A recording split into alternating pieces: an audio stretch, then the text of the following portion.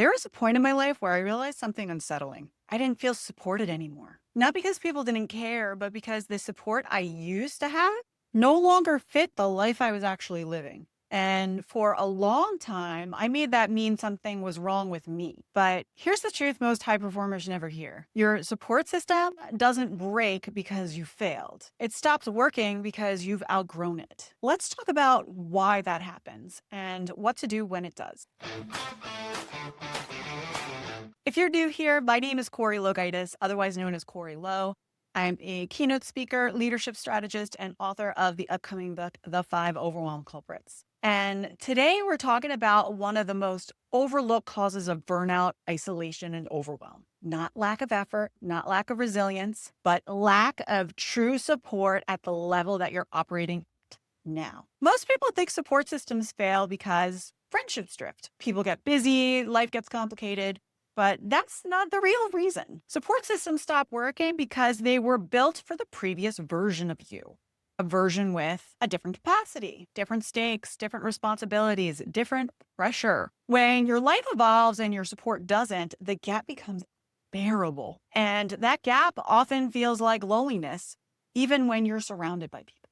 Around 8 years ago, when I was navigating a very contentious divorce and abuse situation, I had left my home in Brooklyn, New York, and I moved to be closer to my family on Long Island. And in the process of doing that, I felt like I was literally alone on an island. I lost proximity to my friends in the city. I lost familiarity of my day-to-day routine in my community, as well as shared context. And I had friends that loved me, but who no longer understood things like my crazy schedule, having to commute over 2 hours each way from where I was living to the city to work. They also didn't understand my responsibilities. I had gone from being child-free to having a 5-month-old baby. I was the first person in my friend group to have a kid. They also didn't understand my emotional bandwidth. I had just left a abusive marriage, and I had gone through something that none of them had gone through and were able to see. So they really couldn't relate to it. And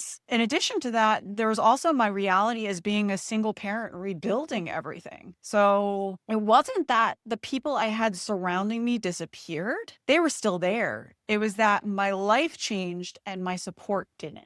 That's when I realized that I couldn't lean the same way anymore. My old circle couldn't hold that weight. It's not their fault that they didn't have the same life experience I had. So surviving this new season was going to require something completely different of me. And that's the moment where the overwhelm culprit lack of community begins. High performers don't lack community. They lack aligned support. Here's why. You become the strong one. You're the problem solver. You're the emotional anchor for your group, the person that everybody else leans on. You're reliable. You're dependable. And when people believe you're fine because you're so strong, you hold everything together for them, so you should be able to do it for yourself, they stop checking in.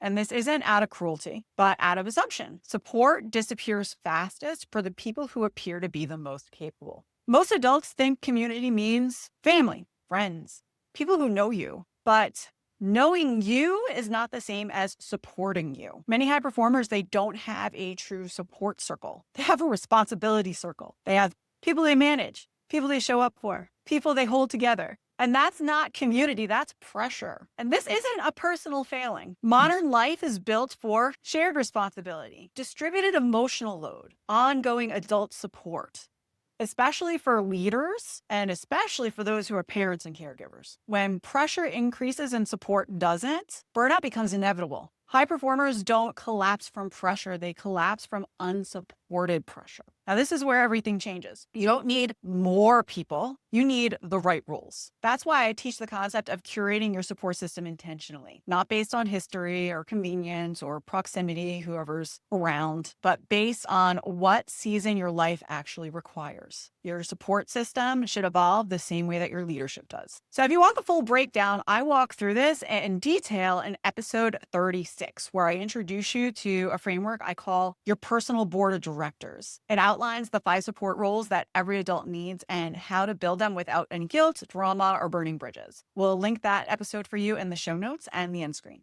This entire concept, from curated circles to intentional support, is explored deeply in my upcoming book, The 5 Overwhelm Culprits, Strategies to Save Your Sanity Without Sacrificing Your Success. And it's launching on May 12th. If you're feeling isolated, unsupported, or stretched too thin, take the Overwhelm Culprit quiz link below. It'll help you identify what's actually missing right now and what kind of support would change everything for you. Subscribe, share this with someone who's carrying everything alone, and I will see you on the next episode.